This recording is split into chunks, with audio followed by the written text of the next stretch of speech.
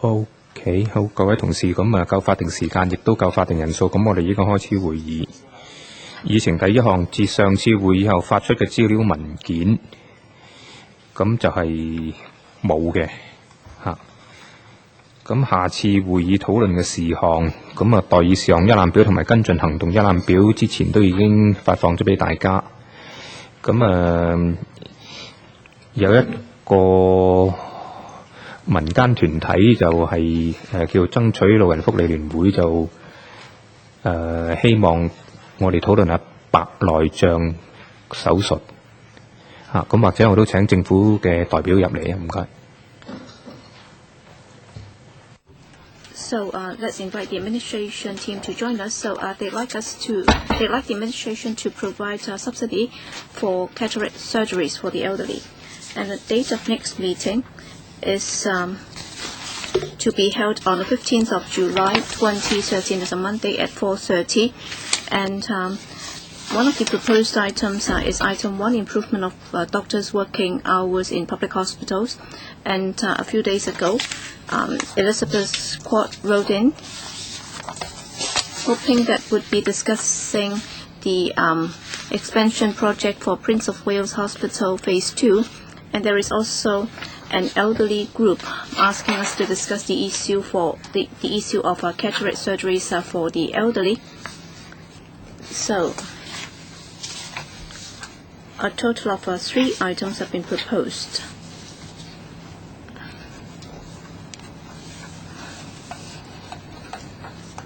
All right, Bureau Director, have you taken your seat? Yes. We are on the issues for discussion at the next meeting. Well, one of the proposals is improvement of doctors' working hours in public hospitals, and Elizabeth Court would like to discuss the issue of Phase 2 expansion for the Prince of Wales Hospital, and an elderly group asked for the discussion on cataract surgeries for the elderly. Dr. Joseph Lee, of course, I'm not against discussing the issue of expansion Phase 2 for Prince of Wales Hospital, but then for all the 18 districts, if every one of them would like us to discuss the hospital expansion project in their district, then it would be quite a heavy burden for us. So can the administration brief us on the overall situation instead of having us discuss one after another? So with regard to the public hospital expansion program or overall planning for public hospitals, well, is that okay? Basically, it's about the expansion program for individual hospitals and also for new hospitals. Yes, setting aside new hospitals, for old hospitals, if they were to be redeveloped or expanded, then I think they should tell us the policy instead of just talking about individual hospitals. Well, by redevelopment, are you suggesting that for Cornwall Hospital, which has been discussed before, and also for projects underway? Well, for Prince of Wales, it just started with the redevelopment, because during our last term we already approved one thing. But of course, with an aging population, probably there is a need for it to be expanded further. But then, supposedly, we are not to discuss the development on a district basis. I think for funding that has been approved for individual hospital projects, I think we can discuss the overall picture instead of narrowing it down to individual hospitals. What about future plans? So you're talking about an overview or a summary, is that right? Is that okay for us to take it up next time? Yes. How about cataract surgeries? Any problems with members? Well, Chairman, I think we've discussed that before. So, are they asking the administration to tell us more about the public-private sector cooperation or collaboration program, or what is the waiting time? Because we've already discussed that before, and if we were to discuss that again with 3 items, yes, it's not that they are not pressing problems, but then do we have enough time? Do we have to extend the meeting? Well, for the letter from the NGO, it's a very short one. I'm here to consult members. So can the administration provide a response in writing that is about the progress that has been made, and then we'll decide later whether we need to discuss that at the next meeting or future meetings. I don't think is that pressing that we have to take it up within the next month or so. So for the time being, we'll discuss the two issues, that is improvement of doctors' working hours in public hospitals, and then public hospitals redevelopment or expansion program in the near future. All right, any other suggestions? If not, then 2 items for the time being, and then later on, if there are further suggestions, by all means inform the Secretariat. Well, either it's this morning or earlier, we received a proposal from Mr. Ip Kin Yuen to the PS panel, asking that the PS panel and the HS panel should hold a joint meeting, because last week there was an incident involving an assistant director of the Department of Health who was granted full pay for a whole year so that she can pursue further studies in order to be qualified as a barrister. And then Mr. Ip Kin Yuen would like to call for a joint panel meeting, or either panel could discuss the issue and then another panel be invited to take part. And at this morning's PS panel meeting, both views have been heard, and I'd like to consult members. Number 1, do you agree that we should discuss this issue? And number 2, what's the format of discussing it? And according to the Secretary, the earliest date will not be sooner than the next regular meeting to be held on July the 15th. So number 1, do you agree that we should discuss this issue? All right, there is no comment, so I suppose you agree. And then should it be a joint panel meeting, or should it be held by either panel and then another panel be invited to join? So it's a matter of timing, because if you call that a joint panel meeting, then of course it's going to be another special meeting. So it depends on whether or not members have time to attend. Yes, Dr. Fernando Chow. But then for joint panel meeting, we will have to count for quorum, and it might be a little more complicated. I think it's more appropriately under the PS panel. I think it should be held by the PS panel, and then we should be invited to join. I think that would be okay.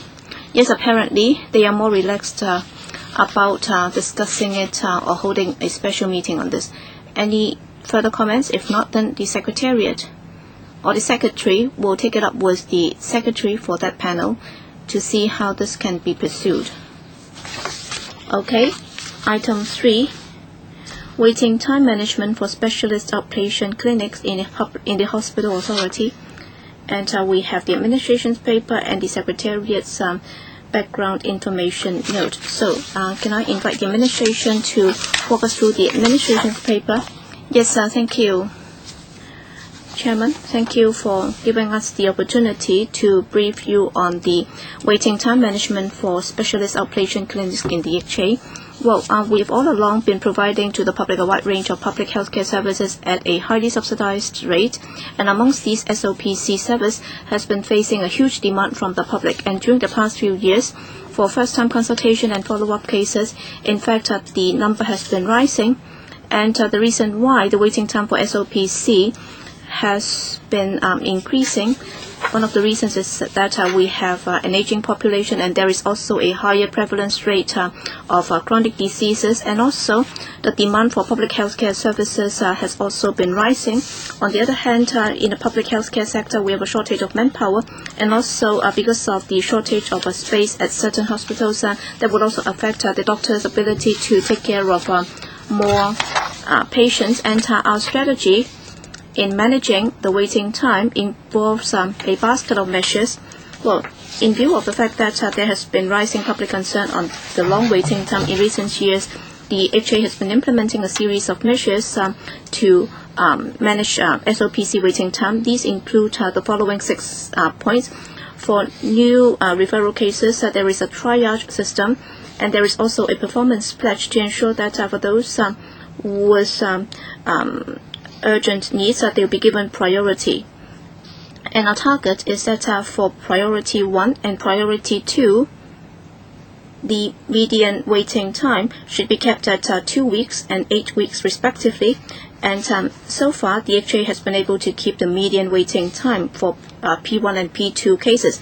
On the other hand, the HA is committed to enhancing public primary care services for patients with stable and less complex conditions. They can be managed at the family medicine and general outpatient clinics, thereby reducing the service demand at SOPC level. Thirdly, the HA has been hiring part-time doctors in order to increase the manpower at SOPC. And as at March 2013, there are 290 part-time doctors working at HA, representing some 110 full-time equivalent doctors. Fourthly, the HA has already set up a cross-cluster collaboration mechanism, and for clusters with shorter and longer waiting times, we try to match patients in order to reduce the waiting time. And fifthly, with regard to the public-private partnership scheme, for example, the cataract surgeries program, they have been proven to be effective in alleviating the pressure on public healthcare sector, and that has also provided more choices to patients. That's why the HA will be exploring the possibility of launching PPP projects to SOPC services with higher demand but of a non-acute nature, especially during the period of manpower shortage in the public sector. 6. Since April 2013, HA has already uploaded the SOPC waiting time for selected specialties on HA's website. The information will facilitate patients' understanding of the waiting time situation in HA and make informed decisions in treatment choice and plans. The HA will continue to monitor the effect of making waiting time publicly available on patient flow and cross-cluster utilization of SOPC services. Looking into the future, as we have set out in this year's budget, improving waiting time is one of the priority areas in the HA. On the workforce front, we expect that medical manpower shortage problem will improve when the number of medical graduates starts to go up. And in terms of our infrastructure, well, the ambulatory block at Ka-lau Hospital has been completed and put into operation. The planning for the reprovision of Yau Ma Tei Specialist Clinic will commence this year. All these programs will help expand and will expand the physical capacity for SOPC service. In the coming years, there are other redevelopment projects underway, including Queen Mary Hospital, Kwong Wah Hospital, and Kwai Chung Hospital. And within this year, HA will set up new case clinics, and there will also be additional doctor sessions to manage an additional of 13,000 specialist outpatient cases. HA will remain vigilant to public demand and continue to identify pressure areas and allocate resources as appropriate for the provision of services in need so as to further improve the waiting time management for SOPC service. Chairman, this is my brief introduction, and both myself and my HA colleagues are here and will be happy to take members' questions. All right, thank you. All right, the figure has already risen in just 3 minutes, right?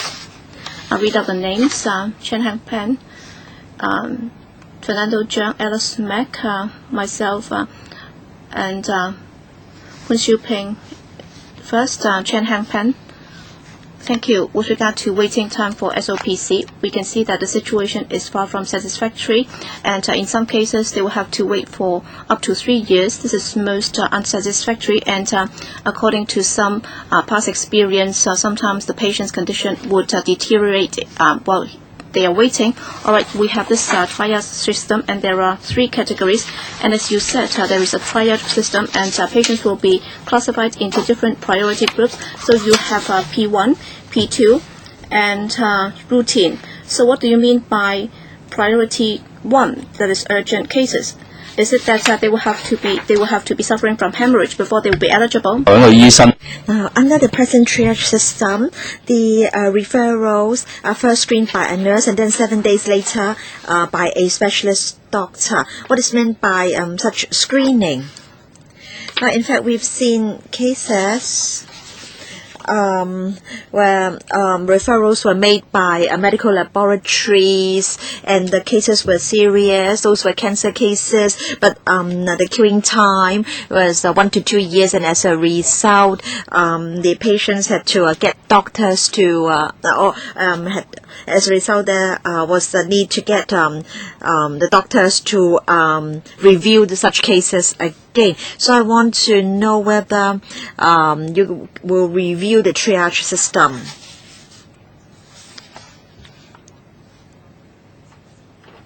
I think I can ask Dr. Zhang from the HA to give members the details. Now, concerning very urgent cases, now the ultimate safety net is the A&E department. Perhaps Dr. Zhang can supplement here.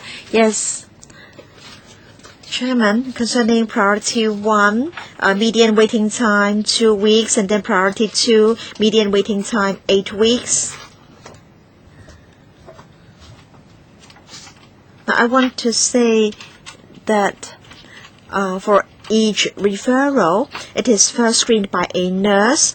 The nurse does the assessment, and then the screening is reviewed by a specialist doctor. This is to make sure that intervention and treatment will not be delayed. And in fact, for very urgent cases, the waiting time can be less than 2 weeks. It can be only 1 day or 2 days. But then, Dr. Zhang, a patient may be armed with a referral letter, but then the nurse who does the screening may decide that the queuing time should be 1 year or 2 years, but then all these assessments by nurses have to be reviewed by specialist doctors. But then we've seen such cases, and it was but then the patients were smart and they asked for reviews by specialist doctors. We can't comment on individual cases. Mr. Wong Ho Heng, 3 minutes is really not enough. I want to say something about the physical limitations of the clinics. Now, on Hong Kong Island Suicide 1, there is a vacant site there. We want the government to make use of that site. And here you are complaining about the physical constraints of the clinics. So why is it that there is a site there and you're not putting it to proper use? And then second, may I refer to the annex. Surgery. Now, 2 to 3 years. 1,535 cases. Why so long? And then over 3 years, surgery, 830 cases. So do you agree that the waiting time is really far too long, and those of minor illnesses, after the waiting, the illness will have become very serious, and some may even die before the appointment or the appointment date? Now, Chairman, thank you. Now, concerning the physical constraints at the clinics, now the hospital authority fully understands the present problems, and as I have said just now, there are 6 strategies in place to deal with these problems. But then most of the SOPCs are in hospitals, and there are physical constraints in these hospitals. There are physical limitations in many of these hospitals. And concerning the Suicide 1 site, if I remember correctly, last time we were discussing a general outpatient clinic service, and last time we said that we would explore ways to make the best use of the site. And I think the second question can be answered by Dr. Zhang.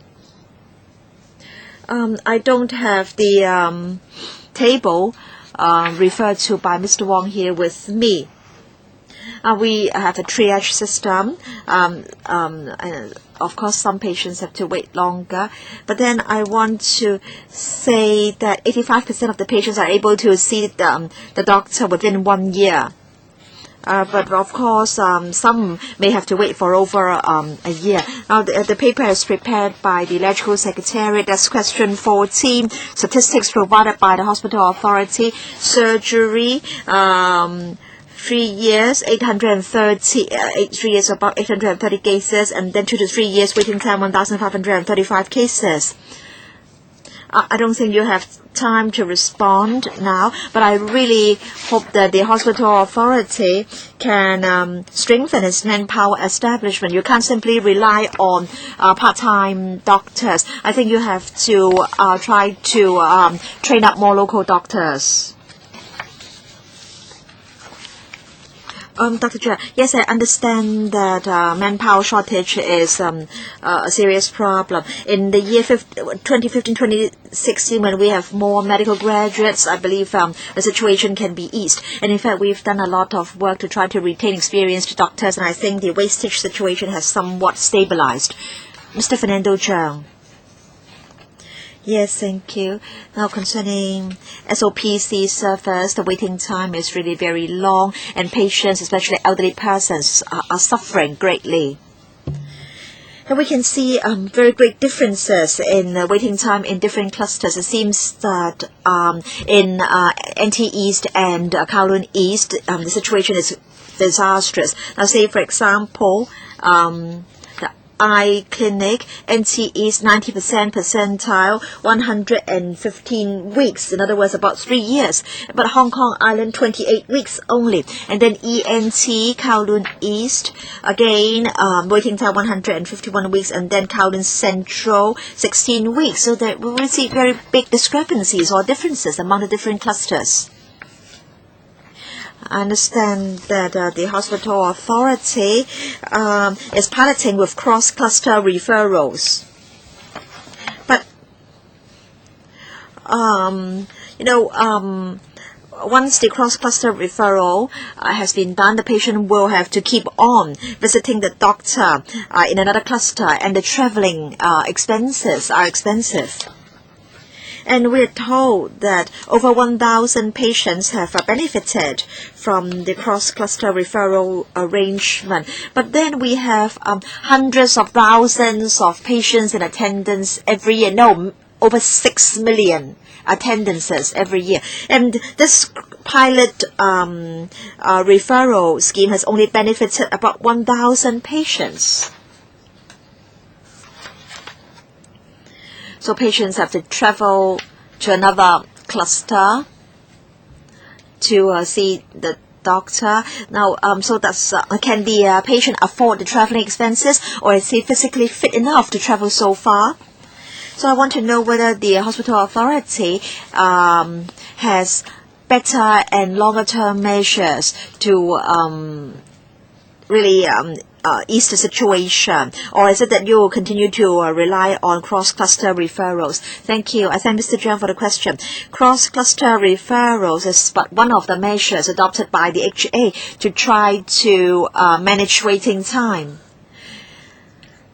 And cross-cluster referrals are suitable only for those who are more physically fit, who can travel. And for elderly persons, cross-cluster referrals may not be a suitable option. But of course, I understand that in the long run, the HA needs to increase its manpower establishment. As members may recall, a few years ago, the number of medical students was reduced. And so in the HA, we suffer from the natural wastage of doctors, and also we have a reduced supply of medical graduates.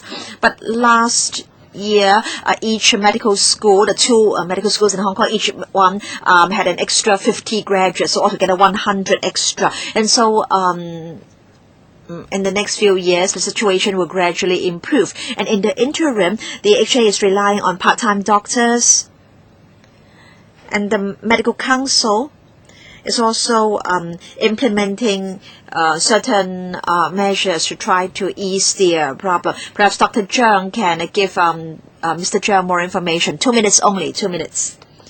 And concerning ENT service in Kowloon East or gynecology service in NT East, Now, I want to say that cross-cluster referrals is only an additional option for patients. Now, for ENT in Kowloon East, now we have the specialist clinic block in Chung Kwan O, which will be completed very soon, and the ENT clinic will move to that block, and the number of consultation rooms will increase from 2 to 3 to 8. For Kowloon East, we have the physical limitation of the clinic. That's the greatest problem. And then NT East, in the past few years, because of the pressure on obstetric service in NT East, the gynecology service was reduced. But now the situation has improved, and so we have room to improve upon the gynecology service in NT East.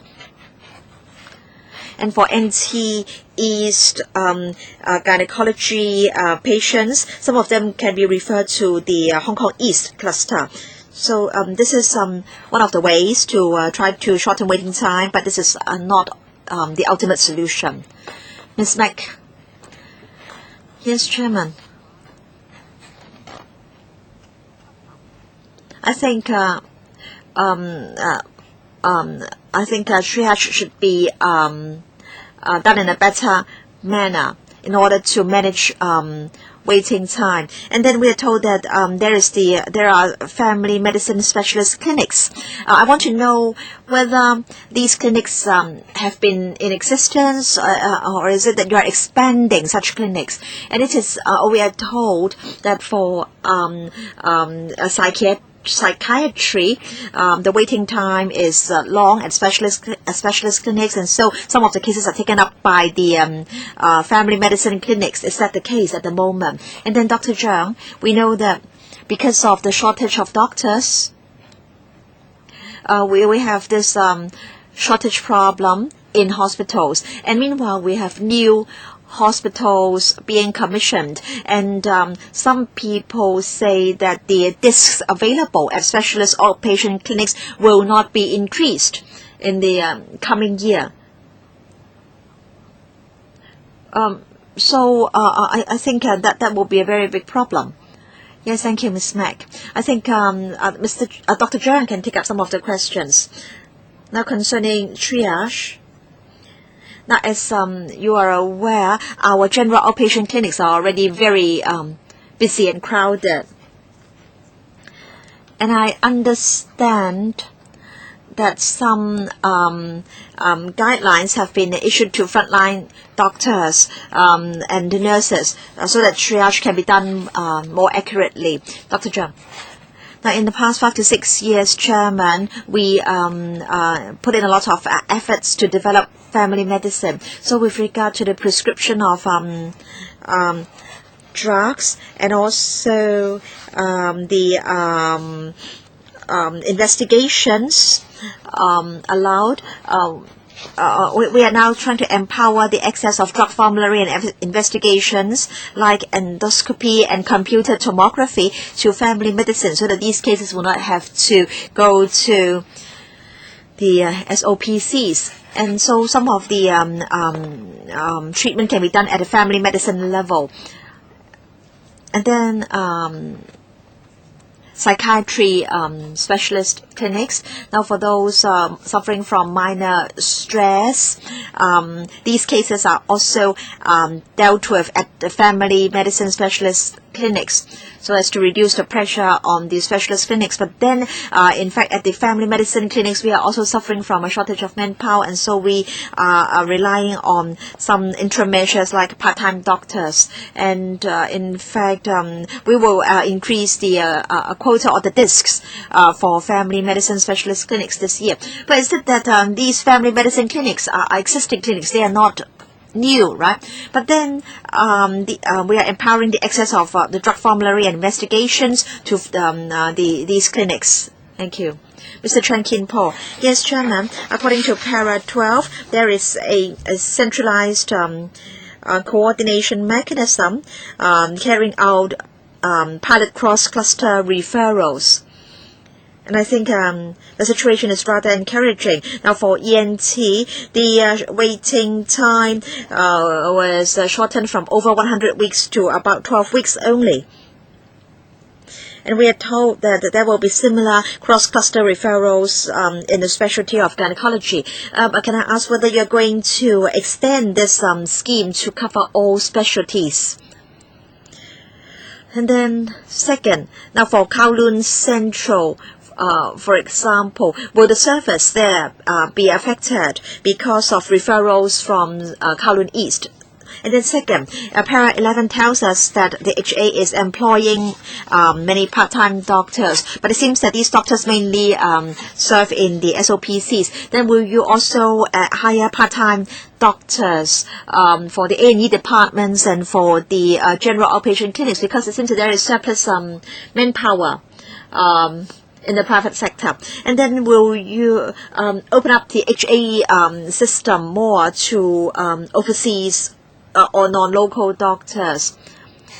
Now, because HA is such a big organization, there are many posts and vacancies available. So we're not opening the door wide to these overseas doctors, allowing them to carry out private practice. We're talking about restricting them to the HA system. And I understand that many private doctors also support this idea. Thank you. I'll answer the second question first. On the manpower situation, as Dr. Cheung has said, well, other than increasing the number of medical graduates and also hiring part-time doctors, as has been said, for doctors coming back from overseas, i.e. returnee doctors, can we have more? Well, in terms of the number, well, number one, they will have to come back to join us, and number two, we have already put in place some measures so that at the medical council, the procedures are being streamlined in order to attract more doctors to come back. And of course, the licensure examination cannot be done without. And we are actually working with the two medical faculties so that instead of holding one exam every year, we are actually looking at holding 2 exams every year. And if that's possible, then we might be able to attract more doctors to come back. And of course, the first thing is they must pass the exam. And for the next part, well, for ENT and for the gynecology specialty, so for the cross-sector referral system, we'll have to learn from the experience. But as has been pointed out, well, some patients will be reluctant to do so because of the traveling expenses, and also they might not be willing to go to another district for follow-up consultation. But then for the more simple cases, if they are not chronic diseases, then they might be more willing to do so. But then I will be working in that direction. With regard to GOPC and also A&E, we are actually recruiting more doctors. Yes. Next, Mr. Albert Ho. Thank you, Chairman. Para 7 of the government's paper talks about follow-up consultation. You did not set out the figures. So it depends on the clinical presentation of the patient. But then if the waiting time is so long, then how do you insert those cases? Would that be even worse than the first consultation? All right, if they have to wait for 3 years, then does it mean that they can only have 2 consultations in 6 years? Would that be a bit too long? So can you answer the question first? No, that will not be the case. Once a patient has already seen a doctor once, then for follow-up appointments, then the doctor will be looking at the condition of the patient and also his need and also the need for medication and so on in determining the next follow-up appointment, say in 3 months or in 6 months or in a number of weeks and so on. And therefore, that would not be included in the waiting time picture. So it doesn't mean that for the waiting time, if it's a particularly period of time, then for follow-up appointments, that would be equally long. And therefore, that also explains why with more patient load, the waiting time would be longer. But then for follow-up consultation, you cannot control it, because for first-time consultation, if you have to wait for that long, then it's a matter of logic that you will also have to wait a bit longer for follow-up appointment. So for priority 1 and priority 2, and also routine categories. So for these 3 categories, how do you determine the urgency of each category? Well, Dr. Cheung might explain. For P1 is urgent and P2 is semi-urgent. It depends on how much time that will be needed to see the patient. Well, for cancer or suspected cancer cases, of course, they will be given priority 1, and also for patients who have already undergone certain tests, Well, for the rough estimate of waiting time, the priority is that there should not be a deterioration in the condition, and of course for different cases and different specialty, there will be guidelines within that particular specialty. Does that mean that that will apply across the board in the HA? And of course you will have to look at the clinical presentation, right? And there is no specific category, so it depends on the urgency of the case. If it's life-threatening, of course that will be given top priority, and of course they will have to go to the A&E department, right? Well, there is also a standardized protocol in making the assessment, and there are also examples as to who would be given priority 1 and who would be given priority 2 in order to facilitate the nurse in screening the patient, so that they would be able to go by a certain guideline, but then of course that will be checked or double checked by a doctor. But then for those who have yet to be confirmed or diagnosed, for example, after you have undergone an examination, you might have a record, but then for how long before you see a doctor? For example, there might have been indications that you are suffering from cancer. So how will those cases be dealt with? Well, for all the SOPC, we will have to have an SOPC referral, so the doctor will already state in the referral whether or not it's a confirmed case. Then the doctor will set out the diagnosis, and then will act accordingly. But then for the initial diagnosis, but then you said that will be screened by a nurse. But then in the doctor's referral, for example, there is a hemorrhage and it's suspected that it's a cancer case, then we'll treat that as a suspected case of cancer, and that will be given priority. It will be treated as a priority 1 case. Next, Poon Siu Ping. Thank you, Chairman. Just now the Undersecretary said that because of an aging population, people suffering from chronic illnesses have been rising in number, and because of the shortage of manpower in HA and also shortage of space, the waiting time has been growing. And of course, in managing the waiting time, we were told that there were 6 measures, and one of them is triage, and then for P1 and P2, the difference is 2 weeks and 8 weeks. Well, with regard to this target, will there be further improvement? Because in the past it used to be 1 week and 5 weeks, so that was the situation in the past. And also in the paper, in 2013-14, you said that in the budget, you'll be improving waiting time, and that's one of the priority areas in HA. You also said that you'll be able to manage an additional 13,000 specialist outpatient cases. So for the 13,000 cases, in terms of shortening the waiting time, to what extent will it help? Which disciplines will benefit? So can you give us the information? Undersecretary, thank you. Thank you, Mr. Poon. First, on the 2 weeks and 8 weeks waiting time, that's a median figure. And in some cases, they might not have to wait for 2 weeks, or they might not have to wait for 8 weeks under priority 1 and priority 2. And for the 13,000 cases, I'll defer to Dr. Chiang. Well, for the 1 and 5 weeks, well, that's the actual median. In other words, the target is that for priority 1, the median figure is 2 weeks. And for priority 2 is within 8 weeks, but then in actual practice, the median figure is 1 week and 5 weeks respectively, and therefore for the outturn figure is somewhat better than the 2 and 8 weeks estimate. So we are doing somewhat better than we expected. In fact, we are very serious about this. We do hope that for urgent cases, they will be given priority. It doesn't mean that they will have to wait for 2 weeks or 8 weeks, but then for routine cases, we are actually for the 13,000 cases, we will be focusing on the pressure areas. But then given the shortage of manpower, we're actually asking for a special subsidy scheme so the doctors will be able to open up further sessions on Saturday morning so that they'll be able to deal with more cases. But then the number will be limited. But then Dr. Yao can also talk about the distribution of the 13,000 places. Well, for the 13,000 new cases, in fact, they can be divided into different categories. That's Kowloon East, ENT, and then some will be given to eye in NT East, and then for the rest, they will be distributed to different sectors, whereby the individual specialties would be able to increase the number of places. Next, Wong Ting Kwong. Thank you, Chairman. Well, after patients have undergone initial triage, they will be classified into priority 1, priority 2, and routine cases. But then in the different disciplines or specialties, in some clusters, the specialty cases might be somewhat higher in number, and that would be difficult for the individual cluster to absorb. Just now, you've also told us that there is a shortage of manpower.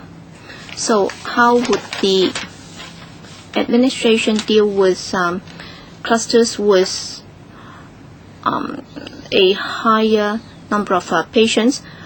For example, are there any ways that you can retain the doctors, or ways to attract more talents, or have you considered further enhancing the PPP scheme so that you can further improve the current situation? Yes, Undersecretary. Thank you, Mr. Wong. Indeed, that's been what we have been doing. Indeed, in different disciplines and also in different clusters, the waiting time is a bit longer, and that's mainly because in different clusters, because of the population profile and also because of the space limit, the situation might be different. As regards ways to tackle the problem, the HA has been adopting a multi-pronged approach. Well, Dr. Chiang can supplement.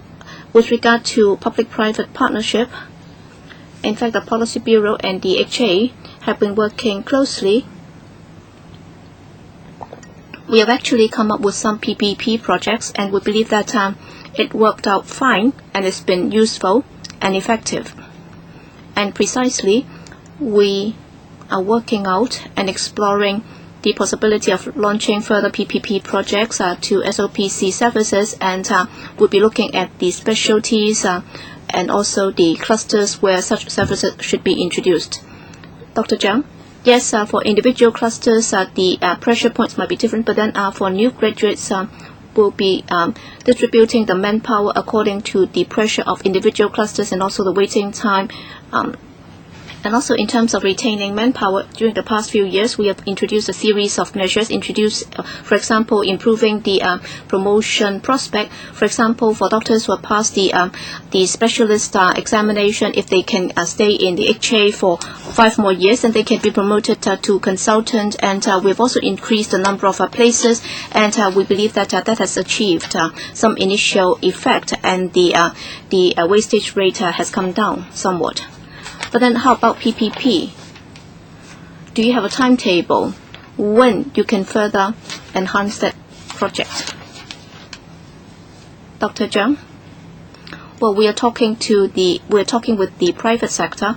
We hope that by the end of this year or early next year, we can come up with a major PPP so that for chronic patients, they can be referred and triaged to the private sector, and if that can be done, we hope that that can reduce the demand for chronic illness treatment. And we have also been talking to the private sector on a specialist outpatient clinic, and if we are in the stage of reporting to members, we'll come back to report to you. Yes, Peter Chang. Thank you, Chairman. We're looking at the paper from the administration. I'm referring to Annex 1. I'm concerned about psychiatric services. Well, you can see that the waiting time, the median waiting time during the past few years, it has increased from 9 weeks to 16 weeks. Well, that has to do with the increasing population of patients. But then for wastage, in particular for psychiatrists during the past 3 years, can we be given the figure or the percentage?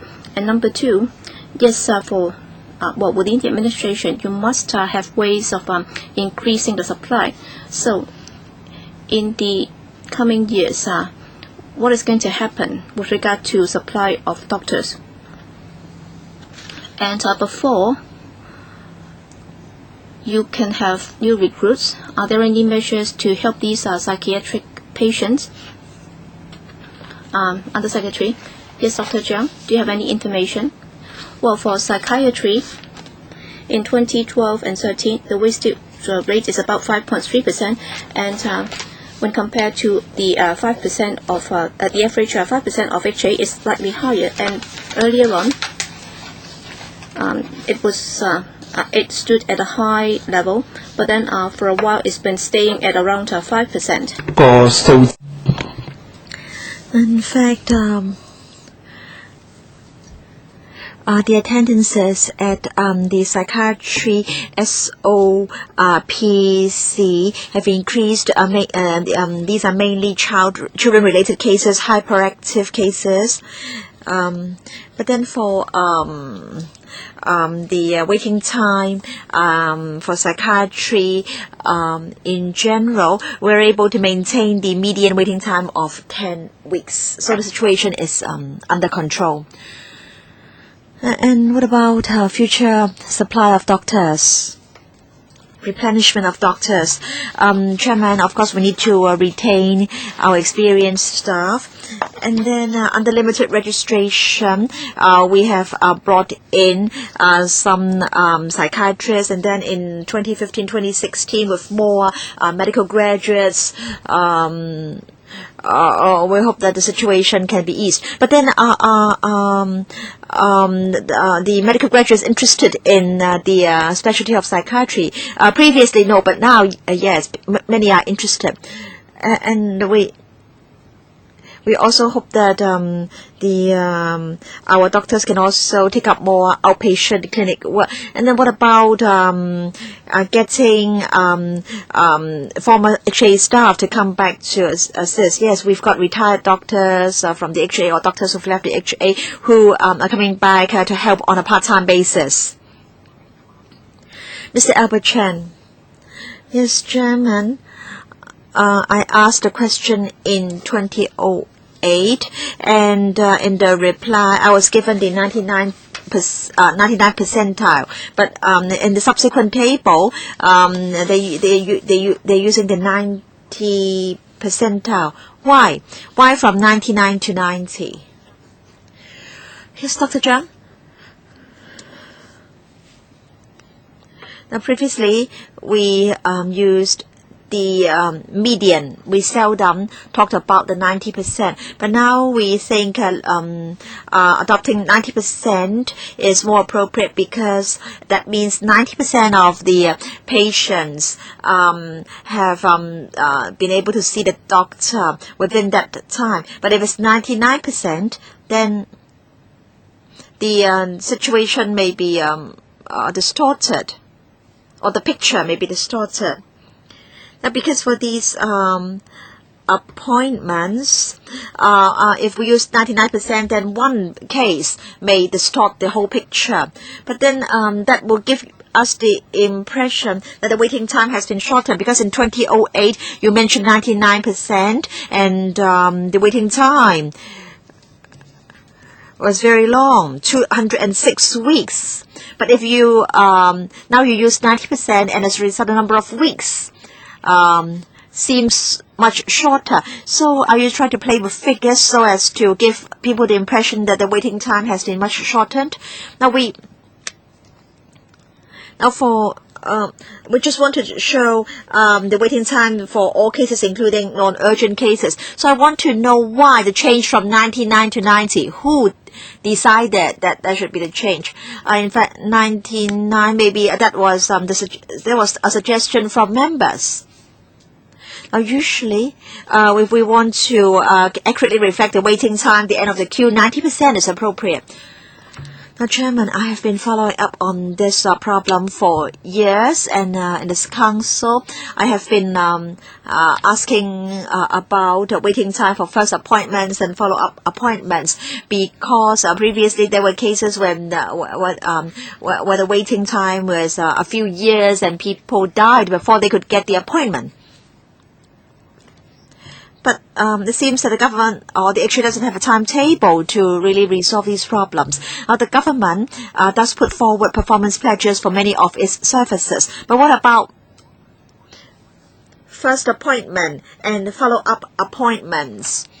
for SOPCs? Will the HA come up with performance pledges? Say, for example, for a particular specialty, a certain target can be achieved within a certain year. It's totally unacceptable if people have to wait for 1 or 2 years before they can see the doctor. Undersecretary. Yes, Chairman. I thank Mr. Chen for his question. In fact,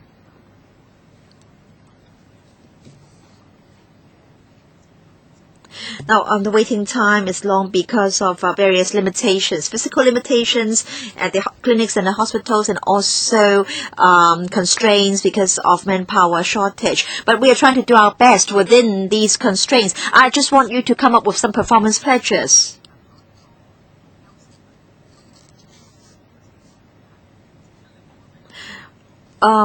So that's why we have these urgent cases and semi-urgent cases. So can you just answer me as to whether you will come up with performance pledges? Dr. Zhang can supplement. In fact, we do have some existing performance pledges. Priority 1, median waiting time 2 weeks. Priority 2, median waiting time 8 weeks. But then for routine cases, we are unable to provide a performance pledge. So it's really regrettable. I have been following up this matter for years. This is a very important area of your service, and I think it's negligence on your part if you can't come up with a performance pledge. And according to many patients, they call the hotline to book the appointment, and nobody answers the call. And that's for GOPCs, not SOPCs. And also,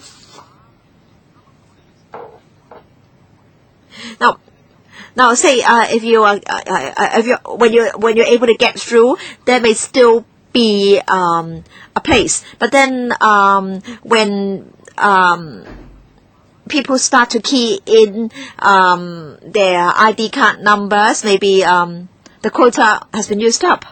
And so these people feel very frustrated. So can you make sure that after they've got through the line, they should be able, or they should be guaranteed some places? Yes, the hospital authority has already done some work in this regard. Ms. Helena Wong.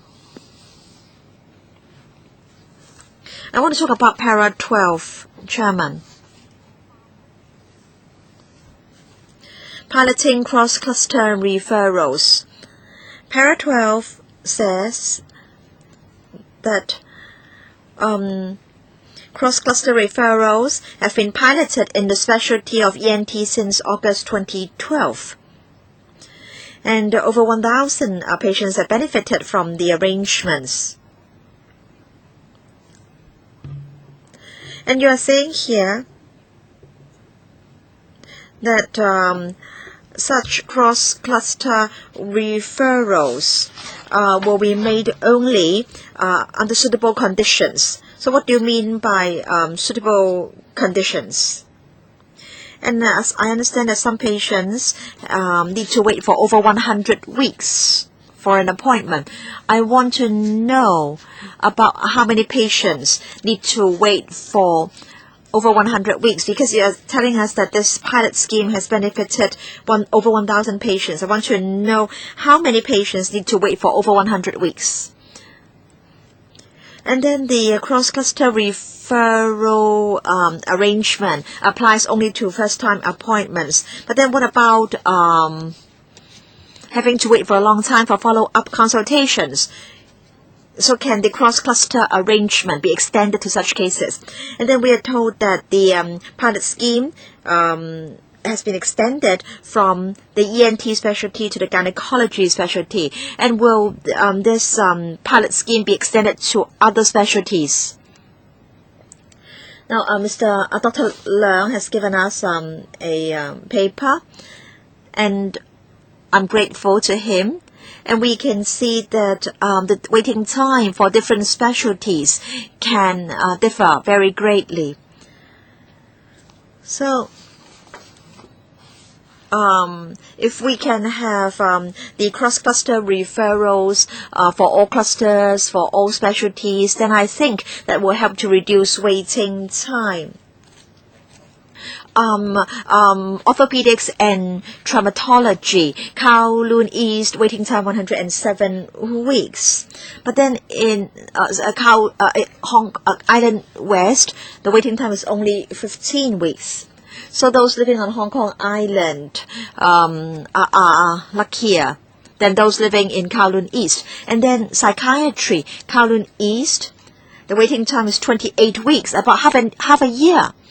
And if the conditions of the patient are bad, then there may be tragedies. And then in some clusters, the waiting time is only several weeks. So I just want to know whether you're going to extend the cross-cluster referral system to all specialties and all clusters. Yes, I think I will deal with the principal, and then Dr. Yao can give members more information.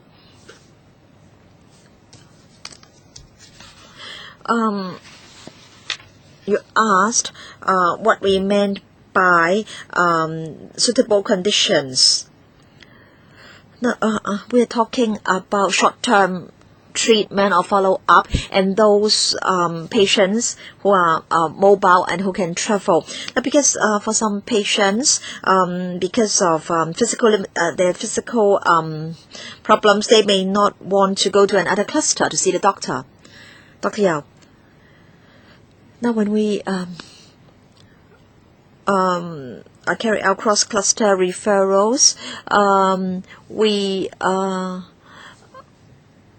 choose cases where the waiting time, but there are great discrepancies in waiting time. And then second, we choose the specialty. For example, ENT, we are mainly talking about, say, nose allergy cases. And also we choose patients who are younger, who are mobile, so to speak. So we consider these three factors.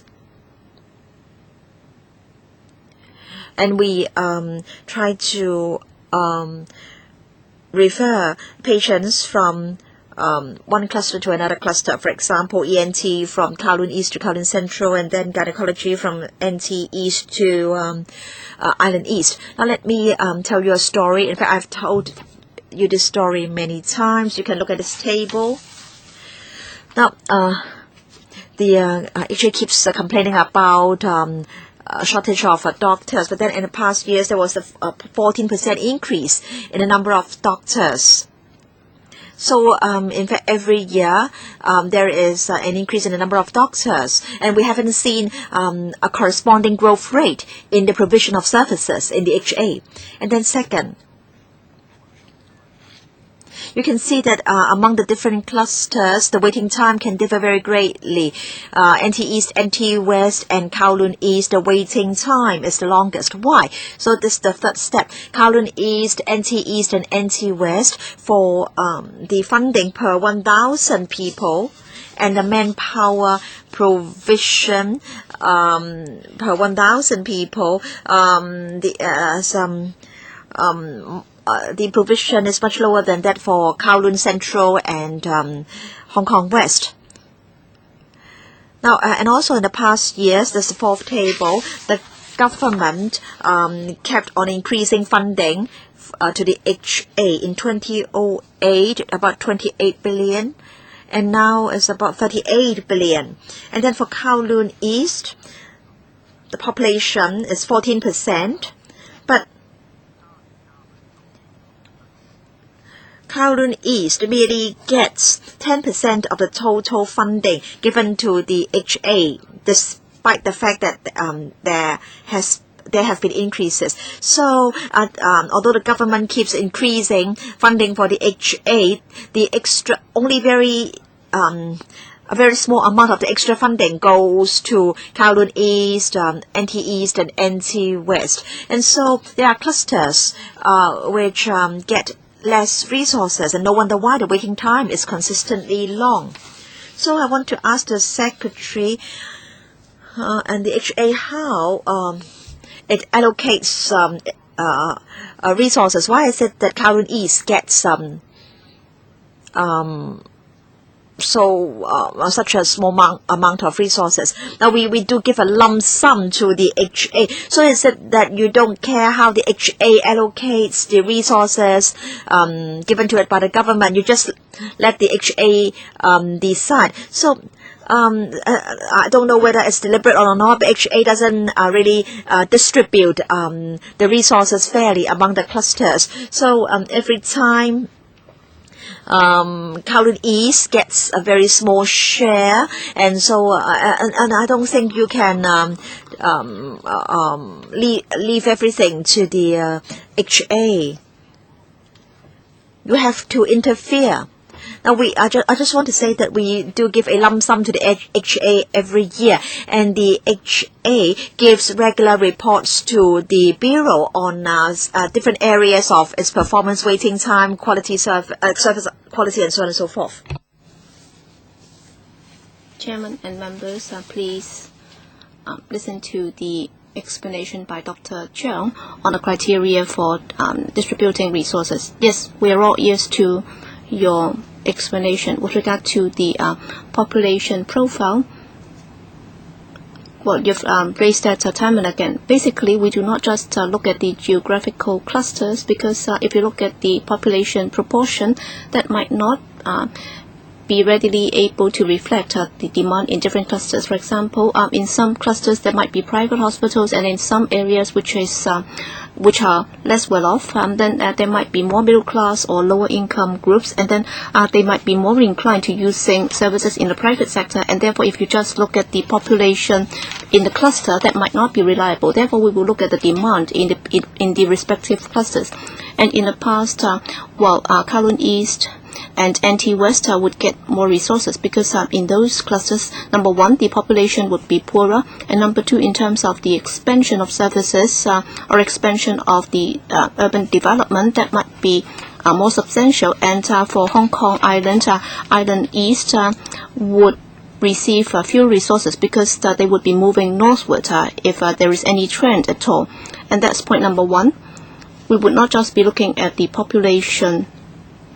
And number two, we cannot just confine the patient to a particular hospital in that cluster, because that is not going to happen, because for some old cases they will have to go to the original hospital, and that's why we will have to look at the hospital that is actually patronized by the patient. And therefore in Kowloon East, actually some of the services have been provided by Kowloon Central. All right, you said that it would be demand driven, but then if you look at table 4, if you look at Hong Kong West, all right, it only accounts for some 7%, but then in terms of resources they get some 12%. Then of course the waiting time will be short, but then for Kowloon East, all right, in terms of population ratio, is a lot higher, but then the percentage of resources that is getting would be somewhat lower. So you're not actually distributing the resources according to the demand. And also, the reality is that many patients are not able to choose the hospital that they would like to go to. Well, unless there are cases that the HA would be interested. For example, the individual departments might be interested in particular cases, and then they will take on the patient. So it's not for the patient themselves to choose where they like to go to. So it doesn't mean that wherever they'd like to go to, whichever hospital they'd like to go to, they'll be admitted. And number 3, you talk about cross-cluster demand. That's why we have table 5. All right, for Kowloon West, if you look at the figures, all right, going back to table 4, sorry, I'll be spending somewhat more time. All right, please take a look at table 3 in terms of the resources. Well, actually, if you look at the other clusters where the resources are inadequate, they're more or less the same. But then if you look at cross-cluster consultation, taking Kowloon Central as an example, all right, they are looking at 760,000 patient consultation times. But then for Kowloon West, actually they are looking at some 279,000. What does that mean? Actually, for cross-cluster consultation, actually there is a specific mode. That is, Kowloon East will be looking after Kowloon East, and then Hong Kong West will be looking after Hong Kong West. That's why for the 4 clusters, they are not having any problems. But then for those are left behind, the orphans, so to speak, Kowloon East, NT East, NT West, they are problematic. They are suffering. So time again, I'll have to ask you this question. Because my story is very convincing. You cannot come up with a convincing answer. How can you come up with a better way of distributing the resources? You will have to reward the cluster that is treating more patients, because if you give them more resources, then they'll have an incentive to reduce the waiting time. So do you have a better way of distributing the resources? You have not told us how you distribute the resources. You just talk about the demand, but then in terms of the actual figures, it doesn't show how you really are able to manage the demand. All right, with time running out, you might not be able to explain everything very briefly. So can you give us a detailed paper explaining how you distribute the resources to the different clusters? Because at council meetings and also during special FC meetings on the budgets, we have never been able to get anything out of you on how the resources are distributed. Well, you just told us some guiding principles, but then why so secretive? You're not willing to tell us the details. Well, I'll give you a very brief reply, and then you have to give us a detailed reply in writing. Well, just a few words. All right, for cross clusters, say Kowloon Central is 67%. What does that mean? In other words, it has taken care of some patients are from Kowloon East and Kowloon West. That's why the cross-cluster situation is so, the cross-cluster ratio is so high. So it depends on patient behavior and so on. And in fact, for Kowloon East, there is a need for further expansion and strengthening of services. And under the current plan of the HA, that will be dealt with. And also, in terms of distributing resources, one of the elements or components would be looking at the demand, including the annual growth rate in the number of beds, and also hospitalization rate, and also outpatient clinic services, and so on. All these figures will be looked at. We will look at the pressure zones, and we will increase the capacity of those areas in dealing with such a demand. And we'll provide more details in a paper. All right. Second round, 3 members, because we'll be talking about dental services. So please grasp the time better. 3 minutes each. Chen Hang-Pan. Thank you, Chairman. Chen Hang-Pan. I think I've waited for a long time, but then I'm only given 3 minutes. It's really too short. All right, Chairman, I think you've done a remarkable job in preparing the tables, so that would also facilitate our understanding of how it actually works. But then I think the most important thing is the objective. And therefore, for priority 1 and priority 2, you have this performance pledge and you have a target. And in the end, you can see that they've been able to achieve that in most of the cases. But then for the third category, that would benefit the largest number of people, and yet there is no performance pledge at all. I think we're talking about people's life and limb, and therefore you will have to come up with a pledge. So I hope that the administration can come up with a performance pledge. I'm sure you're very smart. If there is a performance pledge, then in the end, I'm sure in terms of deployment of resources, you'll make sure that it's not going to be a problem. Now, looking at the table provided by the HA, Kowloon East and NT East, we have 2 figures exceeding, there are 3 figures exceeding 100 weeks.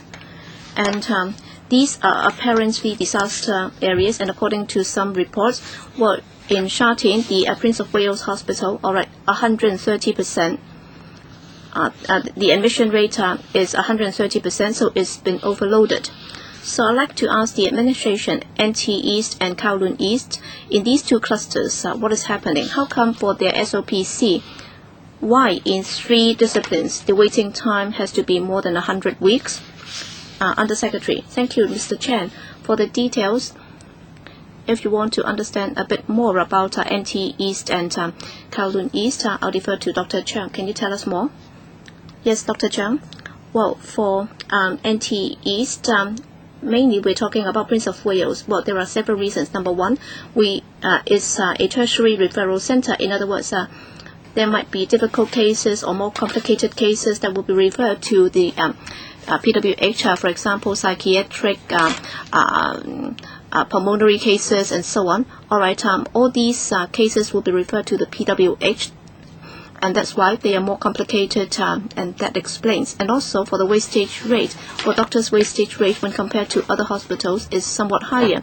And of course, even if it's slightly higher, we can make up for that, but then for the loss of experience, sometimes it cannot be dealt with, and that's readily understood, because for a teaching hospital, doctors coming out from a teaching hospital will find it easier to get a job in the private sector, and therefore in terms of deployment of manpower, we hope to be able to make up for the shortfall, and there would also be a very good training ladder to supplement the loss of experience. And also for Kowloon East, that's because of the space limit. If you've been there, there is no space at all. In the United Christian Hospital, there is no space at all. And in Chiang Kwano, we are actually setting up an OPC complex. We hope that we'll be able to ease the situation gradually. How about performance pledge? Why can't you come up with performance pledge for the routine cases? Well, there is some practical difficulty because there are a number of other factors interacting, and they might affect the situation. But for the time being, we are not confident enough in dealing with this performance pledge. We hope to improve the situation. We think that would be more pragmatic. Fernando Cheung, 3 minutes, please. Thank you. All right, the strategy is that they will be classifying the cases into priority 1, priority 2, and then routine cases. All right, depending on the conditions, the waiting time will be determined accordingly, so it sounds reasonable. But then if you look into that deeper, if you look at the figures, for different clusters, the discrepancy is very huge. Taking psychiatry cases, I've done some analysis. In Kowloon West, for first priority, it's only 3%. Only 3% will get priority 1, but then in Kowloon Central, for priority 1, it accounts for 18%. And then Kowloon West, for routine cases, that would take up some 91%. So for new cases, 91 of the psychiatry cases would be classified as routine, but then in Kowloon Central, 46%, because they have more money. That's why I suspect, Chairman, that whether or not a patient will be classified into priority 1 or priority 2, it depends on the money that is available. Or if they have enough money, then they'll give more cases, or they'll assign more to priority 1 or priority 2, or else they'll have to put in the routine category. So that's a big problem, all right, according to what they said. All right, this is a professional judgment, but then the discrepancy is so huge. And there is every reason for me to suspect that that would really depend on the cases that they can look after. So that's not effective at all. So priority 1 and priority 2, apparently you're saying that their conditions are serious, that's why they should be given priority, but then because of the lack of resources and also because of the shortage of manpower, you're actually routinely classifying them as a routine category. So that would be a big problem, because so can you explain how come there is such a discrepancy that there is 6 times more patients that who will be classified as routine cases, or for priority 1 and priority 2 cases, and also for routine cases, as Dr. Cheung has explained. Well, it's not that if we do not have manpower to see the patient and then they will be classified as routine. It depends on the conditions, because under the HA they have specialty committees, and in every specialty, well, under what circumstances they would be given first priority and second priority. But then for Kowloon West, well, only 3% would be not serious, but then in Kowloon Central, 18% would be regarded as less serious. So can you explain why? All right, I'll defer to Dr. Cheung. Number 1, let me stress again that they will be diagnosed on the basis of clinical presentations, and secondly is a question of denominator. Within every cluster for urgent cases, if you look at the age profile and so on, well, the discrepancy would not be very big. But then we're talking about ratio. We are not talking about number. Yes, the percentage has to do with the denominator and the factor. All right, for Kowloon West, because traditionally they have a psychiatric hospital, that's why, overall speaking, the denominator would be higher. So that will not be affected by the size of the population. Well, the discrepancy will not be very wide amongst clusters, but then in Kowloon Central, Because in Kowloon West, you have a very major psychiatric hospital. That's why the denominator is very high. Is that right? But that we are not talking about a 6-time discrepancy. No, because Kowloon West is a very big cluster. But then how about the other clusters? When compared to Kowloon Central, would that be as high as that in Kowloon Central? I'll have to talk to Dr. Cheung after the meeting. I can analyze the figures with him. Next, Alice Mack. Oh. Chairman, I agree with Dr. Cheung. Now, for certain specialties, you can't choose the hospital you like. Which hospital you go to depends on where you live, and if you move to another district, you have to go to another hospital, because if you move to another district, hospital will tell you to see the doctor in the other cluster. And then we are not only talking about first appointments or follow-up appointments. We are also concerned about the waiting time at the clinic. In fact, patients of the different specialties know very well that, if the appointment is 9 a.m., they won't be able to see the doctor till 11 a.m. But I have every sympathy for the doctors. They have to have ward rounds in the morning. They have other work to do. So I think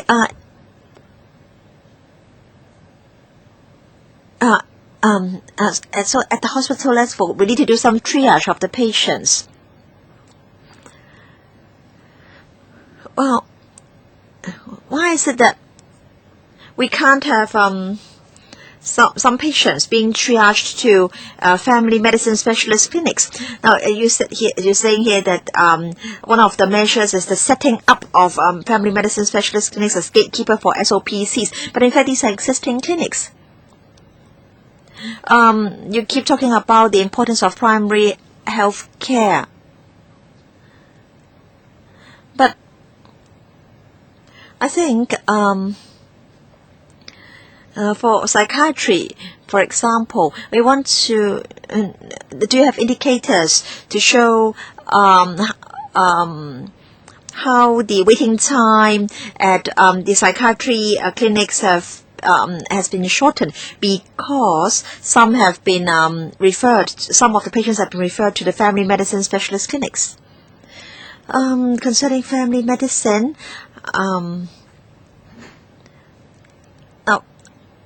the HA is expanding its family medicine service. But of course, the expansion has to be done gradually. Now, previously, for patients at the family medicine clinics, if they had to undergo certain investigations, they had to be referred to the SOPCs. But now, in many cases, this is no longer necessary. In other words, the cases can remain at the GOPC level, and as a result, there are fewer referrals to SOPCs. So I want to say that the HA has really done a lot to triage some cases to the family medicine clinics. Dr. Zhang. Now, in fact, there are some SOPC patients who are suitable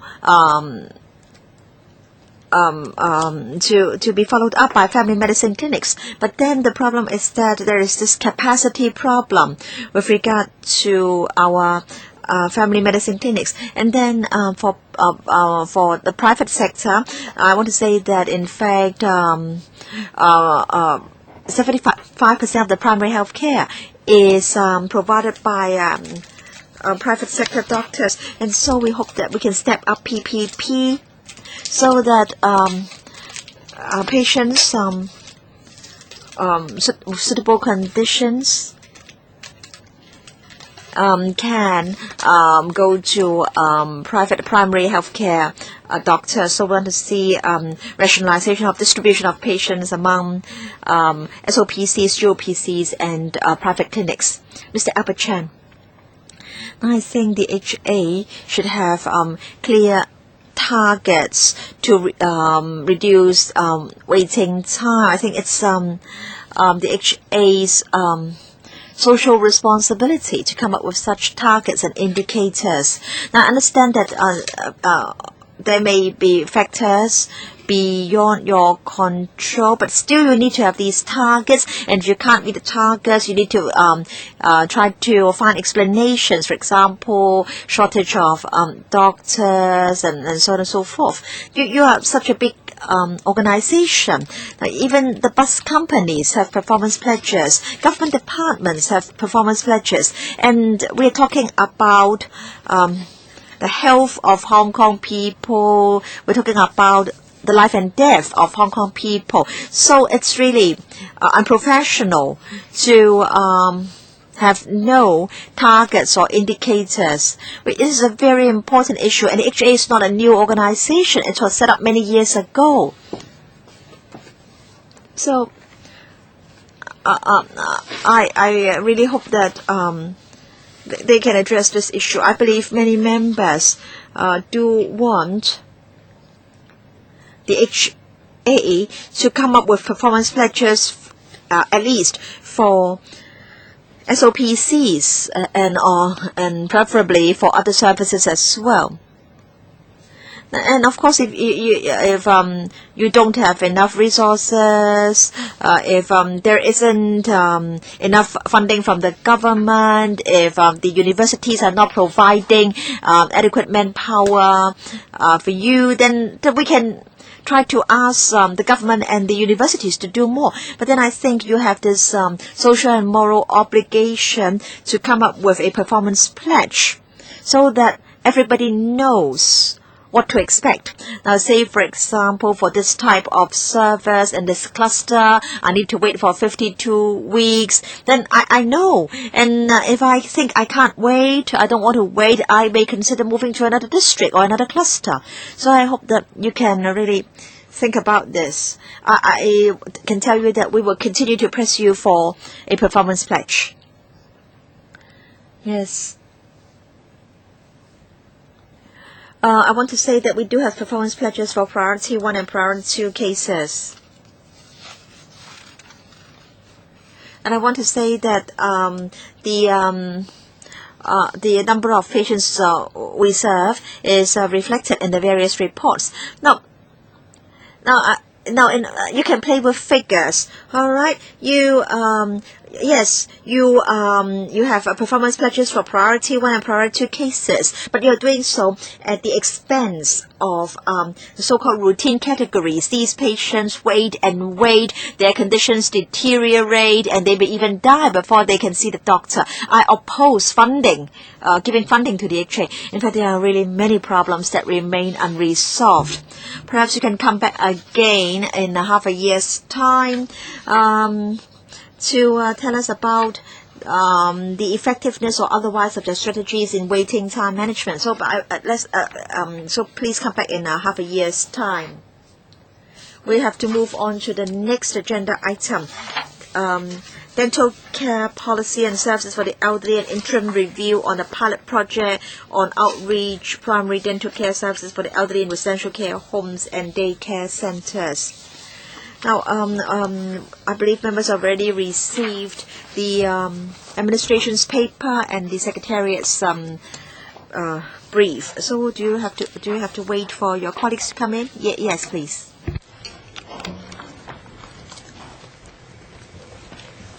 Hello, Joseph.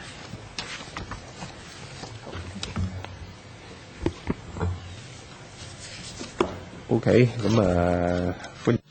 Right.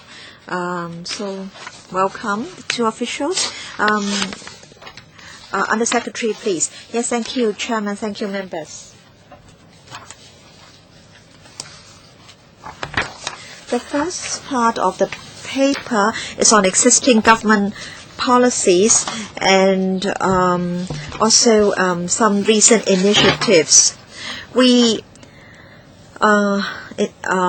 seek to raise public awareness of oral hygiene and oral health and encourage proper oral health habits through promotion and education. We have been allocating resources primarily to promotion and preventive efforts. The Oral Health Education Unit of the Department of Health has over the years been implementing oral health promotion programs targeted at different age groups. And the primary school children can join the school dental care service to receive an annual check-up at a designated school dental clinic, which covers also oral examination and basic and preventive treatment. The government focuses its efforts at the moment on providing emergency dental services for the public. We have 11 government dental clinics under the DH, and we provide free emergency dental treatments for members of the public. And for elderly persons in need, we also provide certain treatment services. We understand that there are patients with some special needs, and that's why we've implemented measures to provide dental care services for the needy elderly. For example, in April 2011, we launched the pilot scheme on outreach primary dental care service for the elderly in residential care homes and daycare centers. And the CCF has also set aside $100 million for an elderly dental assistance program to be administered by the Hong Kong Dental Association to provide eligible elders who are users of the two home care services schemes subvented by the SWD with free dentures and related dental services.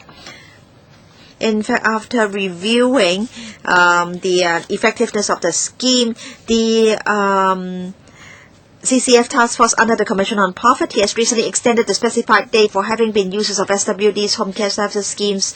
And in 2009, the government launched the Elderly Health Care Voucher Pilot Scheme to provide financial subsidies for elders aged 70 or above to use private health care services that suit their needs, including dental services. As at the end of March 2013, more than 360 dentists have enrolled in the scheme. And starting from the 1st of January this year, the annual voucher amount has been doubled from $500 to $1,000.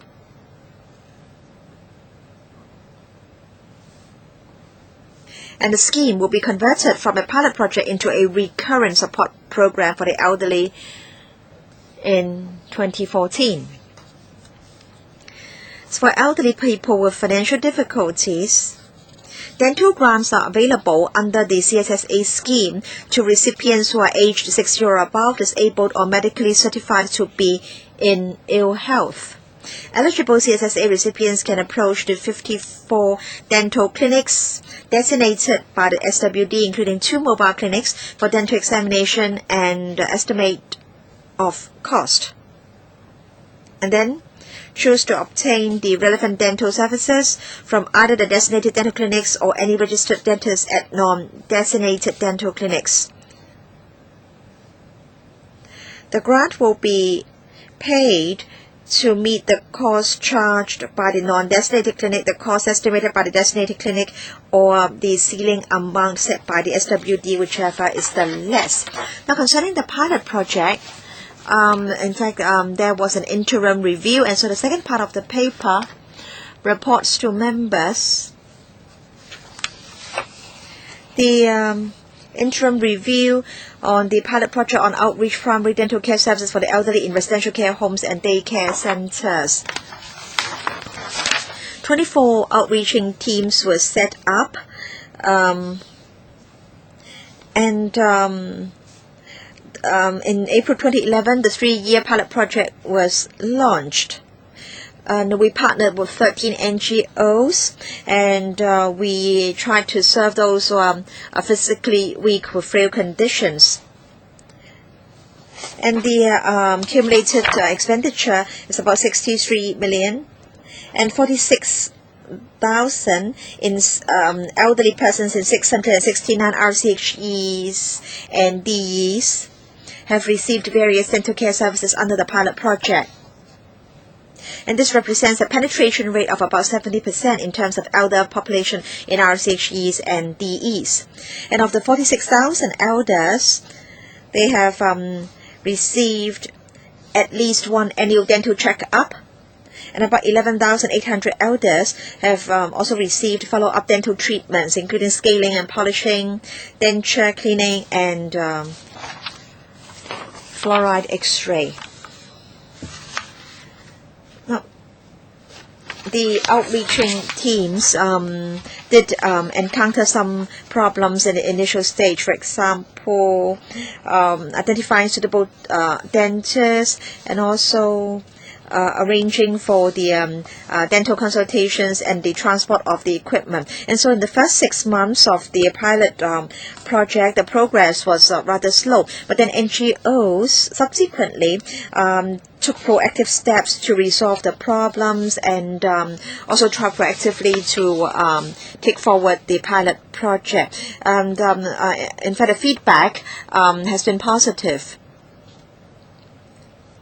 Now, for elders in RCHEs and DEs, most of them are frail, and it's very difficult for them to receive dental services at dental clinics. So, outreaching services can provide dental care services that are needed by these elders. We will, in the remaining period of this pilot project, continue to provide outreaching dental services for elders in RCHEs and DEs. And after the pilot project has been completed, there will be a comprehensive review, and then we will look at whether there can be long-term arrangements, and we will consider the need for revising the scope of services, target beneficiaries, level of support to NGOs, and also long-term implementation. Thank you. So we have a few members who would like to ask questions. And we have only about half an hour left, 4 minutes for each member, including questions and answers. All right, Mr. Wong Kwa Heng. Thank you, Chairman. Chairman, I'm of the view that with regard to dental services for the public, the administration is just doing it like a squeezing toothpaste. So if there is pressure, then they'll do a bit more. And therefore, for the outreaching teams for RCHEs, well, that was only introduced after we have petitioned on behalf of some elders several years ago, and as a result of that, the administration introduced the program. Well, of course, that would be welcome. But then if they're doing this like squeezing toothpaste and only where pressure has been applied, will they be expanding the service? Then that's not good enough. So I have two questions for the administration. Ultimately, in the long run, would the administration be increasing the annual spending so that more dentists can be trained up? Because every year we only have about 50 new dentists joining the profession, and it's far from adequate to meet the demand in the community. So is there any long-term plan to train up more dentists in order to meet the dental needs of the community, in particular the elders? That's point number one. And number two, I've been criticizing the administration. That is, in terms of education and publicity, the administration said that most of the resources have been allocated to these areas. But then if you look at the oral health education unit, is only done at the primary school level. By the time they reach secondary school level, nothing is done. And I've been criticizing the administration on different occasions. How come we are not extending this to secondary school? Why are you not doing it? Well, actually, for children going to secondary schools, they are still very young. Why are you not offering any education for them? So these are the two questions that I'd like to ask. Yes, administration, please. Thank you, Mr. Wong.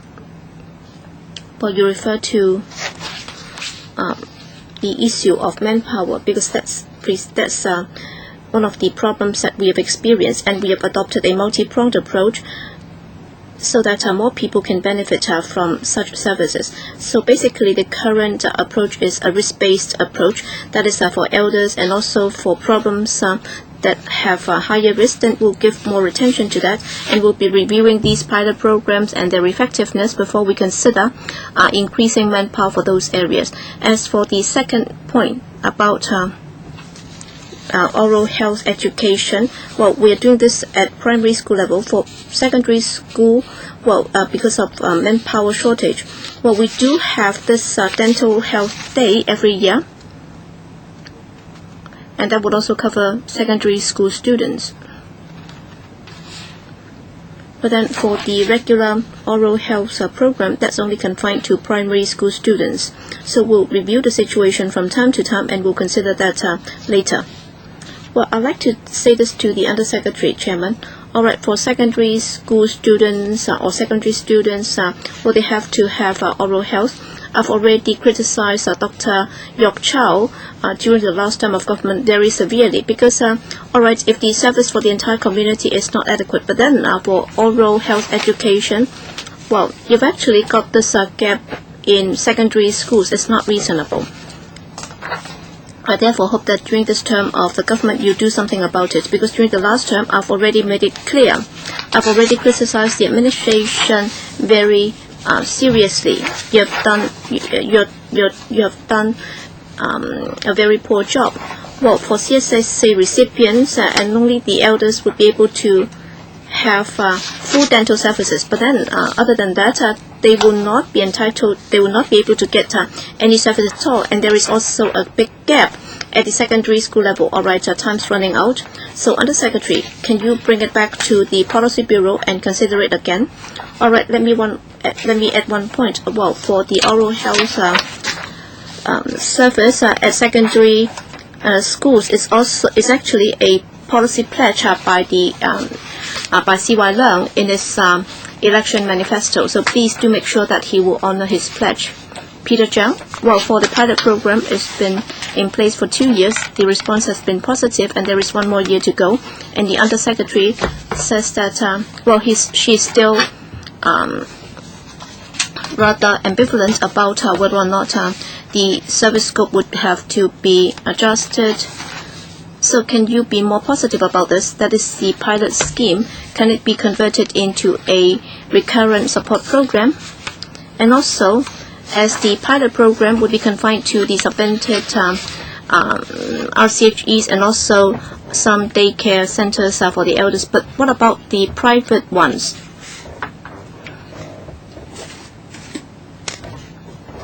And also, if they have been confirmed to have certain needs for repair and maintenance, then apparently they can only make use of their healthcare vouchers.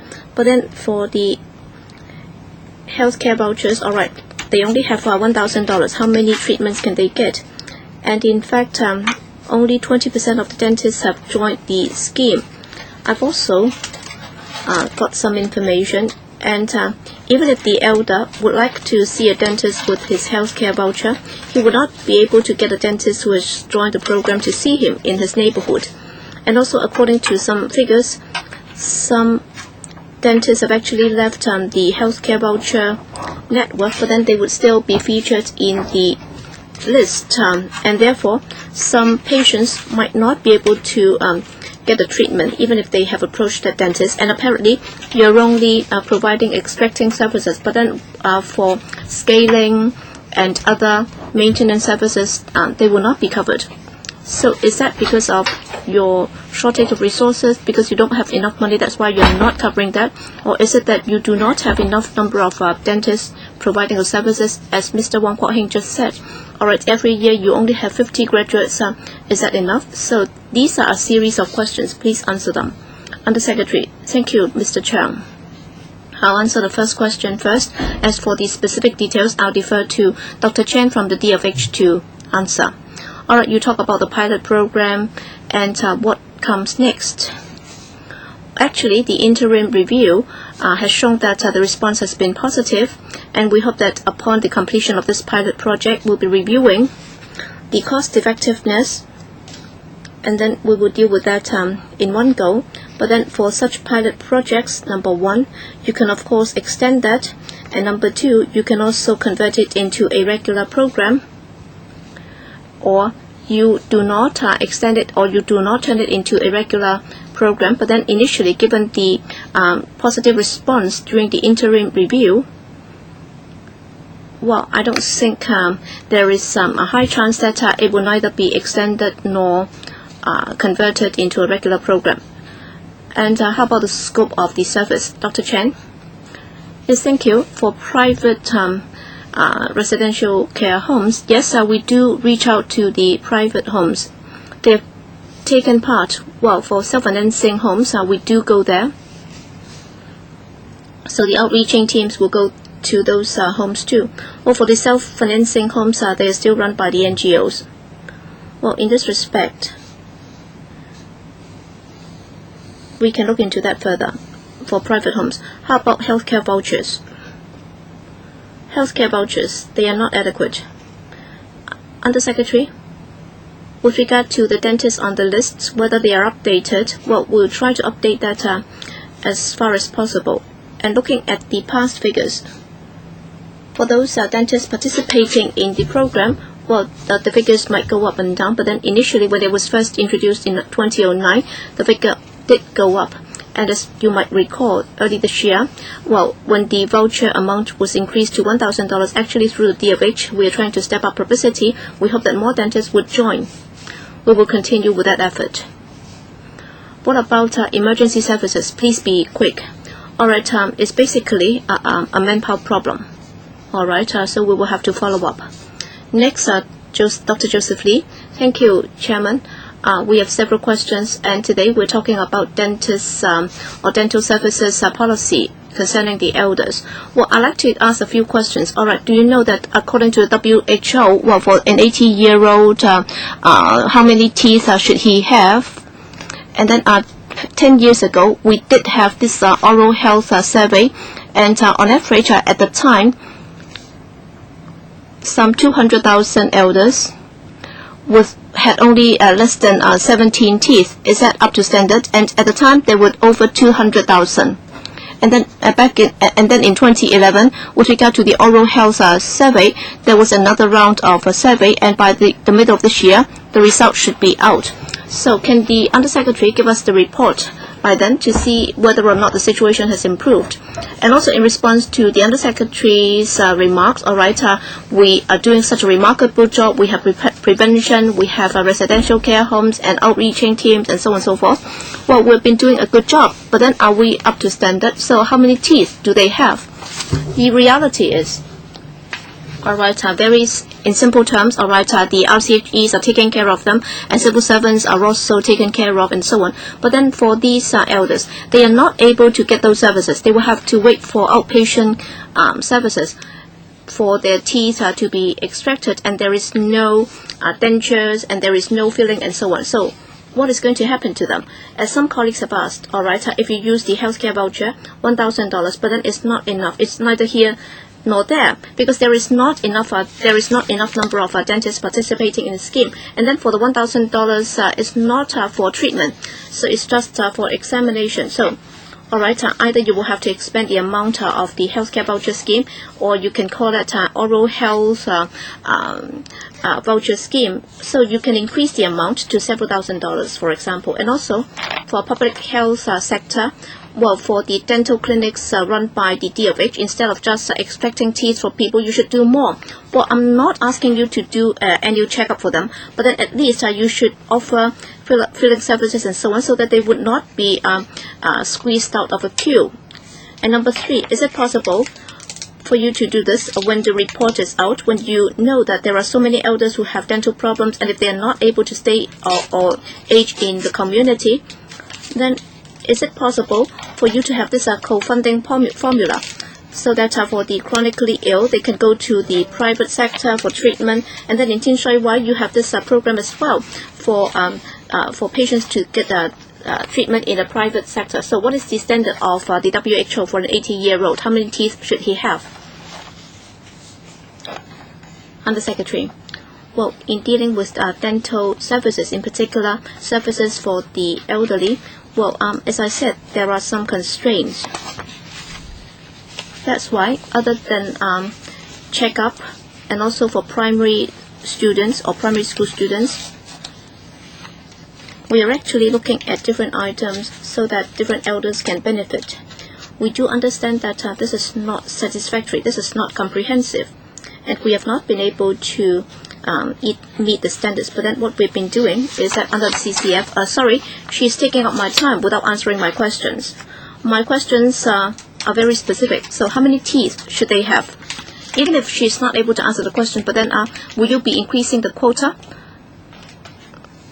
so that they would not be told that they are not given the quota, and then instead of extracting teeth, you can also offer denture services for them? And also more services should be introduced, for example, filling services.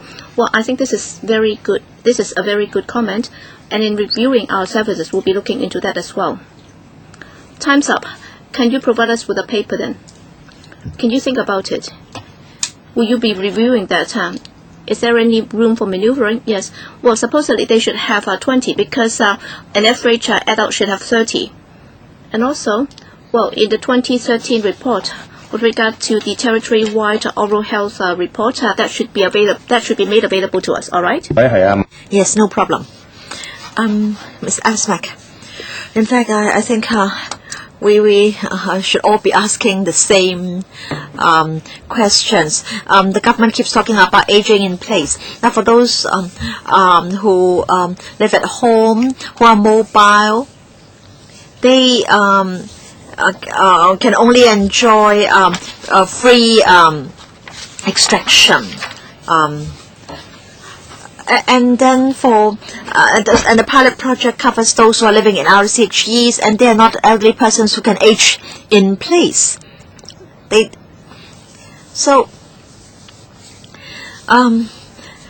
For those who are aging at home, who are mobile, many of them have no teeth left.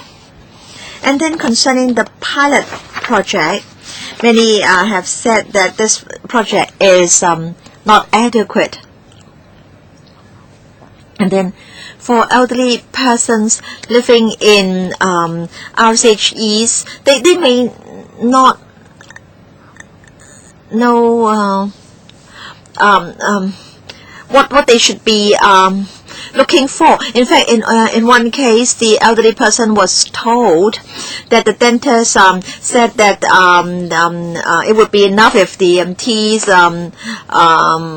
looked good, and even if the elderly persons couldn't eat and eat effectively, that was not the concern. So I think you have to make sure that the elderly persons can really eat with their teeth. And then it seems that there aren't too many dentists joining the healthcare voucher scheme. So, can you increase the amount under the elderly healthcare voucher pilot scheme, so that the elderly persons can get dental service? Or if you can't do it under this scheme, can you issue dental services vouchers? Now, the elderly persons will not need to use or will not want to use these vouchers if there isn't a good reason or good cause for using the vouchers. Undersecretary, yes, Chairman, when we reviewed the pilot project, we looked at whether the project was effective and useful. There were teething problems. For example, how the NGOs brought the dentists to the RCHEs. And concerning participation by dentists, we had meetings with the Dental Association, asking the association to encourage more dentists to take part in the pilot project so as to benefit more elderly persons.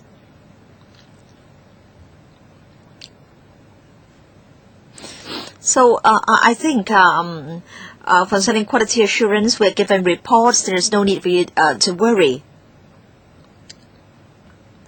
And then elderly healthcare vouchers. Members may want the amount to be further increased, but then we've just had an increase. What about dental service vouchers? We do not have such a policy for the time being. We think if the voucher is only for dental services, then the flexibility is limited. But of course, we will look at the matter, but the flexibility is not big enough. Of course, it's good to have vouchers allowing elderly persons to see or to get whatever medical or dental service they need. But then the problem is that at the moment, the amount is simply not enough. But I want to say that under the existing policy, we do not have dental care vouchers. And if we are to issue these vouchers, and of course there will be a lot of administrative work to be done. But so I think we'll just try our best to find a good solution. But Under Secretary, you are an accountable official and you are responsible for formulating policies.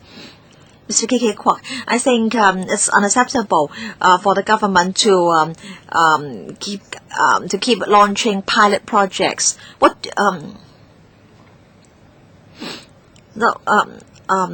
it's a pilot project, it means it's really on a trial basis. Now, concerning the CCF scheme, in the last year's review, it was revealed that the administrative cost was larger than the amount which reached the elderly persons. Now, I want to say $18,000 or $180,000, an annual grant of $180,000 for one young dentist. Now, I want to know the market rate for employing a dentist. And then the number of dental clinics under the DH has not increased over the past 3 to 4 decades. And the clinics only provide extraction service for elderly persons. This is really shameful.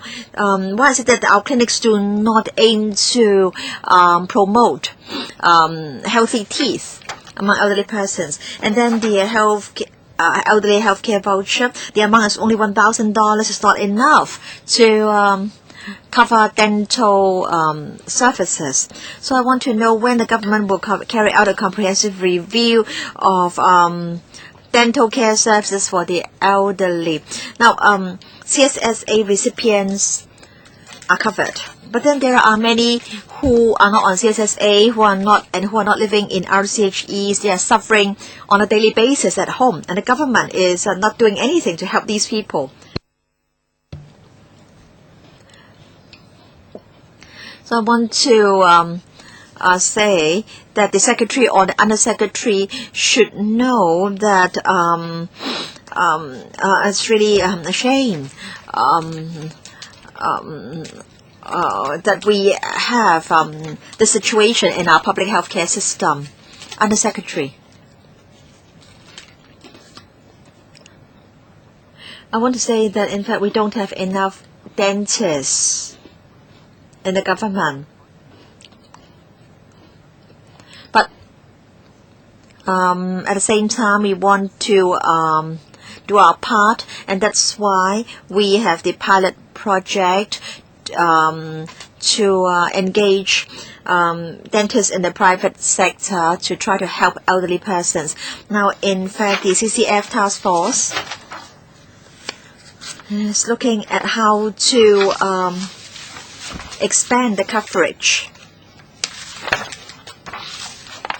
so that more people will become eligible. Now, Undersecretary, sorry to interrupt you. My question is clear. I want to know when there will be a comprehensive review of dental care services for the elderly. You don't need to repeat the points that you've already made. Now, this is an interim report on the pilot project. I understand that members I've already commented on the various aspects of the pilot project. We will further we'll consider members' views and we'll come back again. When? Later, in 6 months' time, Chairman. Or when this pilot project is completed. This project will run for a further year till March next year.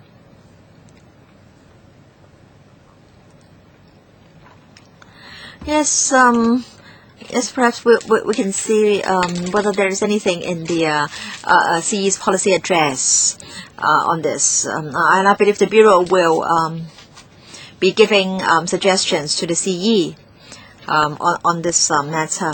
Mr. Chen Hangpan, I think we should try to think of ways to resolve the existing problems. It's true that there are NGOs which are trying to help, and we should commend them for their work, but still, the service is not enough.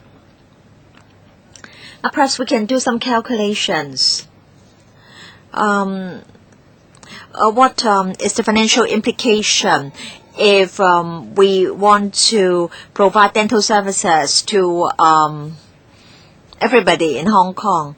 And what are the problems? Where is the bottleneck? And then can we adopt the model of elderly healthcare centers? You can also involve the Prince Philip Dental Hospital and the organization for the student healthcare service to help provide information. Yes, I think these are all very good suggestions.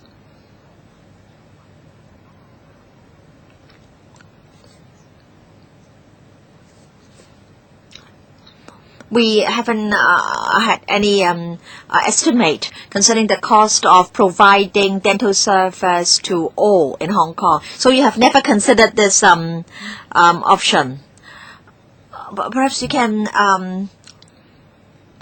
start doing the calculations now. Maybe the financial implication is not as big as you imagine.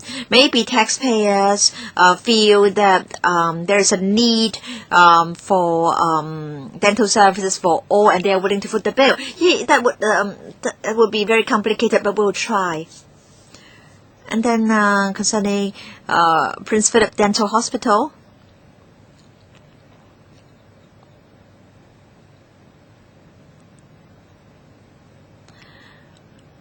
we now at the moment it's mainly a teaching hospital. It doesn't really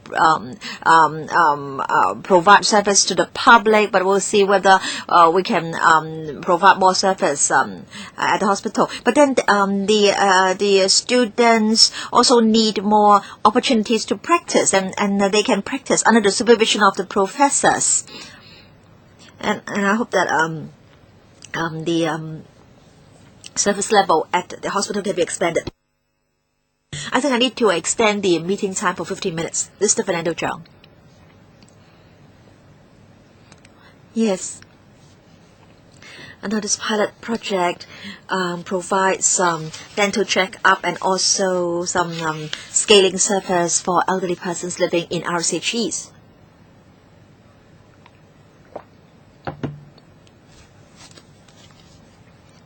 And I don't quite understand. Perhaps the administration can help me understand this.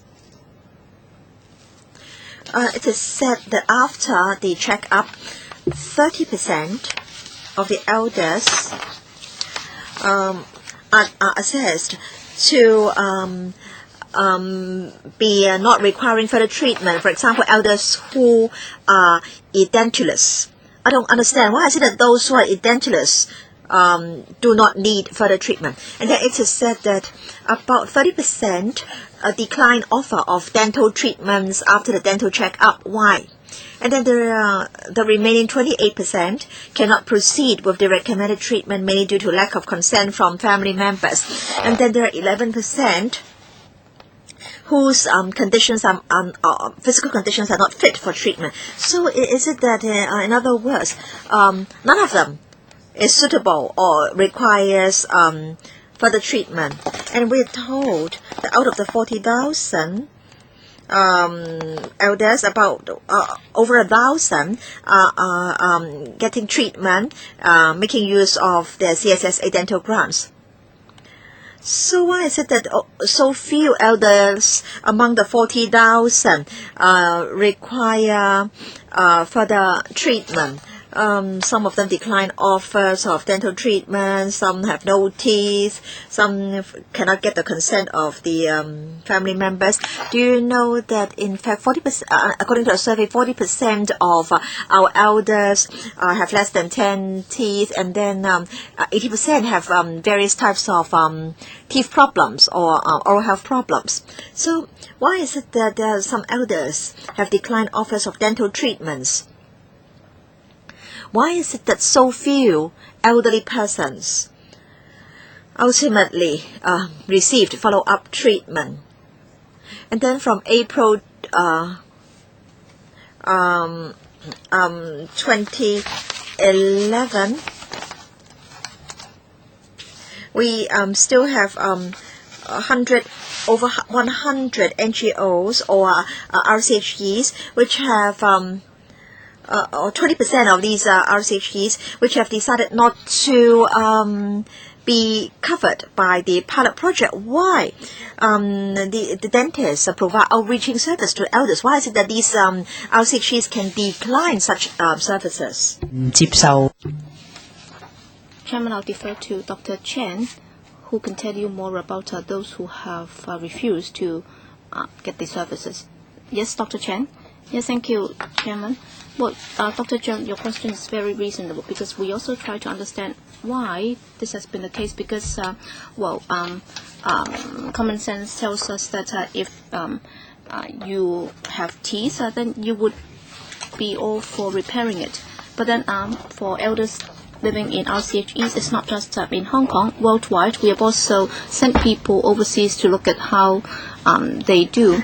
Well, for elders living in RCHEs, they are a very special category. Well, if you've been there, you'll see that many of them are just are bedridden, and they have very little cognitive power, and they have no idea as to what they are doing.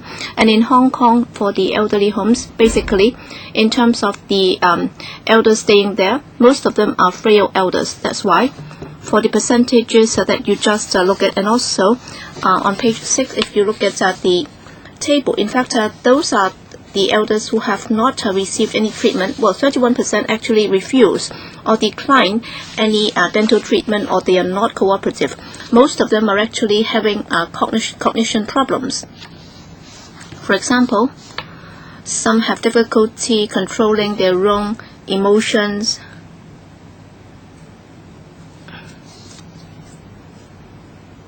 Actually, after the examination, you tell them that you can do the filling for them, and you can also do a denture for them, but then they'll just decline it, and that's very common. And we've also talked to the NGOs, and once every 2 months we'll sit down with them to look into these, and we've actually hired some geriatric doctors to try and look into it. But then in some cases they have just refused, and they are not willing to have any treatment at all. That's a fact. And for those who do not require any further treatment, 30%, well, there are several categories. For some, basically they have some intact teeth, they are able to chew, and some have already got some dentures or prostheses, and they are able to use it, and therefore so long as the prostheses are cleaned, and if they can provide proper care, then they do not need any new treatment. And then for those who are not fit to receive any dental treatment at all, we can see that there are some elders with the root of the teeth still there, but then they are actually receiving anticoagulant therapy, and they're actually taking a dozen or so medication, and therefore in the outreaching situation we are of the view that providing treatment to them might not really benefit them. So the risks might outweigh the benefits. That's why in some cases we are not able to provide any treatment to them. We try to analyze the situation. We like to provide more treatment, but then the situation is indeed the fact that we have found. Very simple, Chairman. Then if that is the case, then maybe we have chosen or we have set the wrong priorities. If overwhelming majority of those being examined are not able to get any follow-up treatment. All right, there are many elders out there who require dental treatments, but then those people have been denied the service. All right, giving them $1,000 would be rather pointless because it's not enough for one single treatment. But then for those whom you have reached out to, and if they are not fit for treatment, then what's the point of reaching out to them in the first place? Can I respond to that? Well, let me say a few words on this. Well, when we designed the program, there was another problem that we could identify. That is for some elders, well, their ability in brushing their teeth, and also for the carers and the standard of taking care of their teeth or oral health would be limited. As you have seen or read from the newspapers, all right, you can see that in some cases they have got insects or they've got problems growing in the teeth. So the most important thing is for the carers. So they will have to take proper care of the elders. All right, after we have provided some dentures for them, well, there are technical problems, but then we have to take care of their teeth. Well, if I'm not able to brush my teeth, well, someone else will have to brush my teeth. And if there is food waste left in my mouth, then it would be very uncomfortable. And therefore, if somebody can take good care of my oral health, then that's very important. That's why, as you have seen, we have done some 864 training sessions. In fact, that's very important. This is very fundamental. If you are able to do a good job, well, we have people bathing them, showering them, but then there is nobody cleaning the teeth. If that can be done properly, then that would help a lot. Well, I do commend your service if that's the case. But then what's more important is, well, for the 180 plus residential care homes who are not willing to accept your service, then there should be spot checks by the DFH or by the SWD, because these are the elders precisely where no oral health is provided to them. That's why they have insects or worms growing in their mouth. That can only happen in third world countries. Well, under the outreaching pilot program, it's not these elders. Well, we won't just let it go if they refuse or decline the service, because after the first year, we would go back again to take another look on the elders that have been checked before. Well, please rest assured for the outreaching teams, well, it's not like the elders on the table. Well, today they might be declining the service for one reason or another. Their family members might have refused it, but then when we go back again, we will be approaching them again. It doesn't mean that we will just ignore them. And also, please rest assured whether or not is the department, the SWD, or the bureau. Actually, we have tried our best to contact these elderly homes so that they can open their doors to the outreaching teams, and in the coming year, we will continue with that effort. We hope that there might be homes that are worried that how they would be receiving the outreaching teams, and there might be some space constraints and so on. Well, through our NGOs, actually, we have been trying our best to contact them, and we hope that in the coming year, we won't just be going to the 600 plus elderly homes, as Dr. Chang said. For the remaining 180 plus, we will try to reach out to them as well. Can I supplement? Because Dr. Chang raised a very good point. Indeed, we would also very much like to go in there, and both ourselves and the SWD have been working very hard since last year. And in May this year, we've actually amended the residential care homes for elders practical or code of practice. Well, in the past we did not have this, and we have amended the clauses so that they should provide appropriate oral health care services for the elders, and they should also help the tenants to have a proper oral health care. Of course, this is just a code. They might not really practice it, but then as we have this in place, we can at least enforce it. All right. Last item on the agenda, AOB. If there is nothing under AOB, then so much for today's meeting. Thank you very much for coming. Meeting is now adjourned. Thank you.